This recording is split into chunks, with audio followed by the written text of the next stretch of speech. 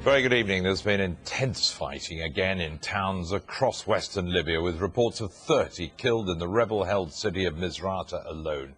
The Defense Secretary, Liam Fox, is heading to Washington to discuss ways to exploit the emerging opportunities on the ground in Libya with US Defense Secretary Robert Gates. Overnight, NATO struck Colonel Gaddafi's compound in the capital, Tripoli. Sky's Special Correspondent Alex Crawford is in Misratah. Her report contains an image of a dead body.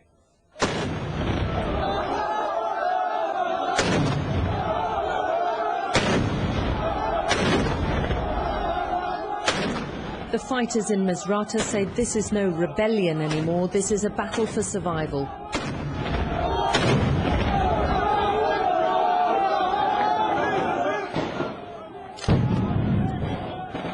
Right now, the rebels are closing in on Gaddafi troops who are camped inside some homes inside the city.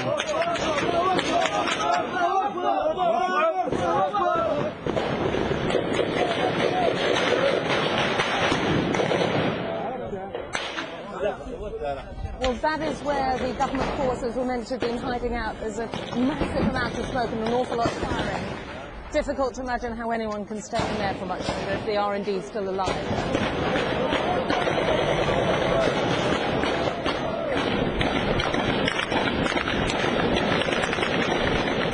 They use grenades, machine gun fire, small arms to try to shift them. Then, taking it in turns, they fire one by one inside the house.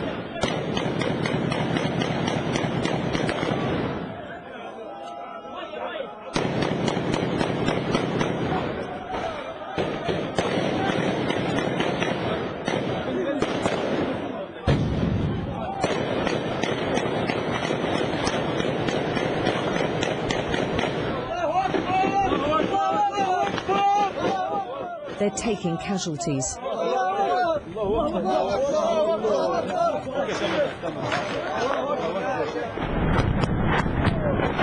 Gaddafi troops inside the city are supported by intense shelling from those camped on the outskirts.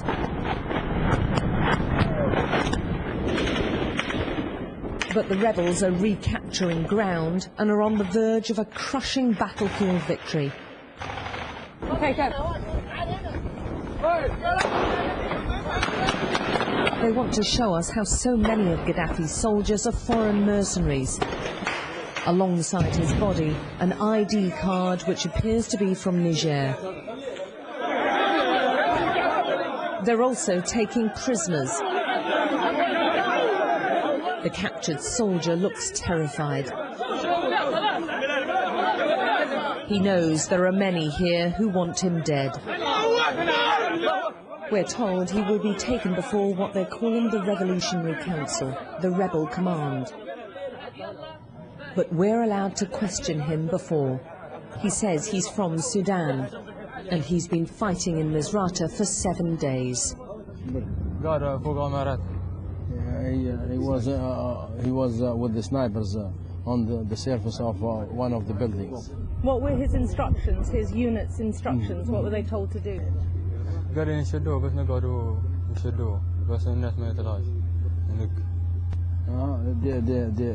him, or they order him to stay there. Don't leave anybody to leave. To live, don't let anyone live. Yes.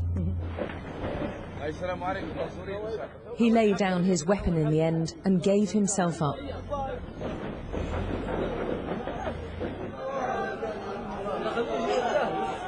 Many of his fellow soldiers are doing the same, and just to make sure they don't run away, some are shot in the foot. They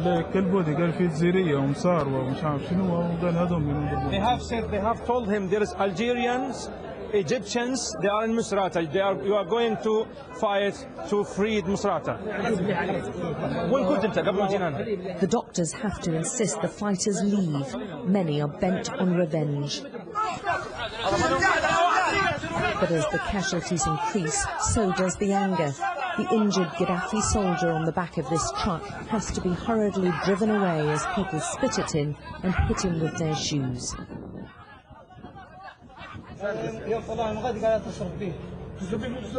This government fighter was captured with a wad of notes on him. money now covered in his own blood. The disgusted Misratah residents believe it's tainted anyway. He says he was promised all sorts of riches to fight. Most are taken to a clinic at a secret location for their own safety. Here they tell tales of an army which does not care, even for its own. Yesterday in the night, the army, they want to run away from Misratah. So he was injured.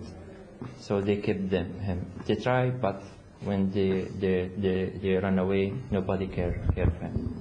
He's now 5 days injured. He get infection in the back. Nobody cared for him. Among the fighters are boys barely old enough to shave, boys like 16-year-old Morad Ali. He said the young soldiers were shoved to the front of the battle. They were considered the most dispensable. They put them in the critical situation. The army behind them, and they are shooting, and the fighter, our fighter, they are in front of them, and they are shooter. Okay? And they like sandwich. They found themselves in between the fire between two. In the battle, his leg was blown apart by a bomb, and his arm left broken and torn by bullets. When he was picked up by the rebels, he was traumatized and terrified. Emotionally, they are crying. They are asking for their mothers and their brothers and sisters. Like this boy, he cried a lot, and he asked us to communicate with his mother. We phone his mother, and we tell her that his boy is safe and he's with us. She get happy, and she's asking, thanks a lot for us. Right now, the Misratah fighters are confident.